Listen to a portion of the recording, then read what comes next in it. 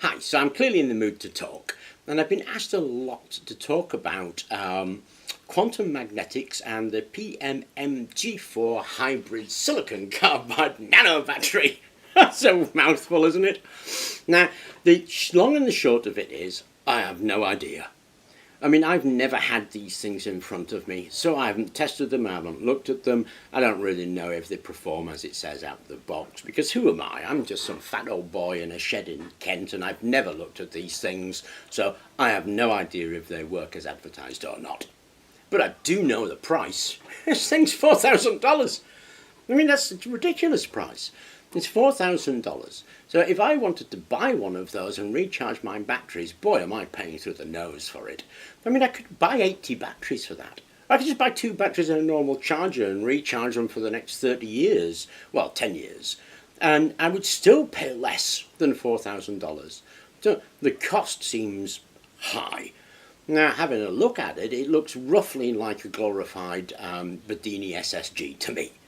I don't know if it is or isn't, but that's what it looks like. So if I wanted something that did the same sort of job, I guess I could pay $200 and build one if I wanted to. There's no point in me doing that and demonstrating that, because all that will happen is he'll say, well, you haven't built my generator. And that'll be perfectly true. I haven't built his generator.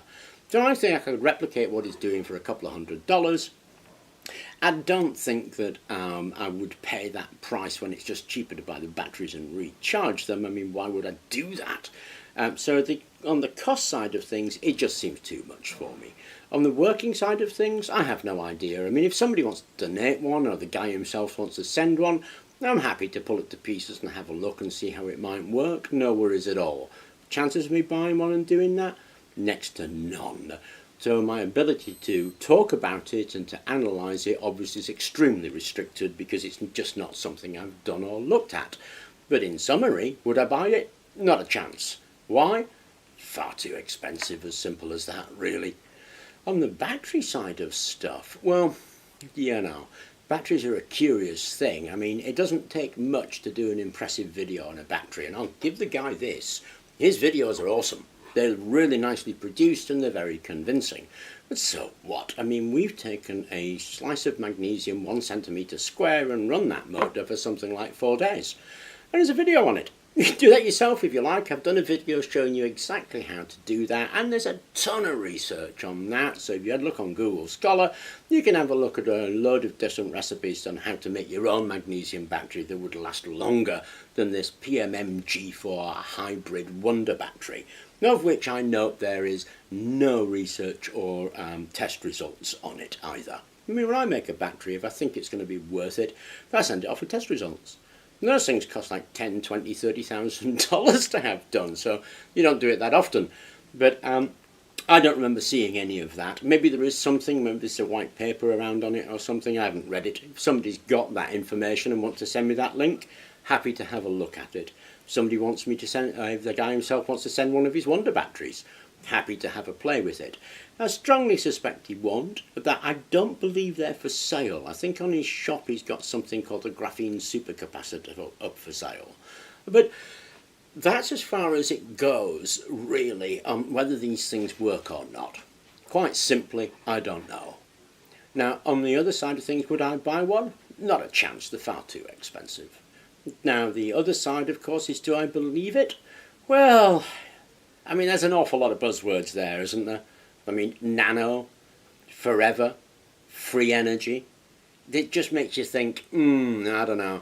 This sounds all a bit sort of snake oil-ish, really. They've kind of got all those buzzwords in there. I don't know if you remember radium. In the 50s, that was the latest and popular thing. You can put it in things like toothpaste. People were brushing the teeth with this stuff because it had all the buzzwords. It was scientific, it was Jetsons, it was looking forward.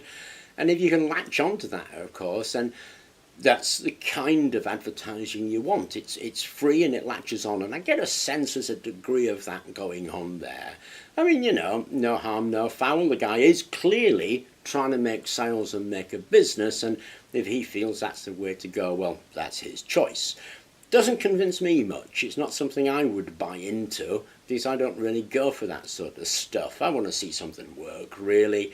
If it's provable in its basic concept, which I believe it should be, something should be dead easy to show in its most simple form, then I might believe what he's actually doing. This wrapping it up in techno mumbo jumbo and having a very high price for it really puts me off.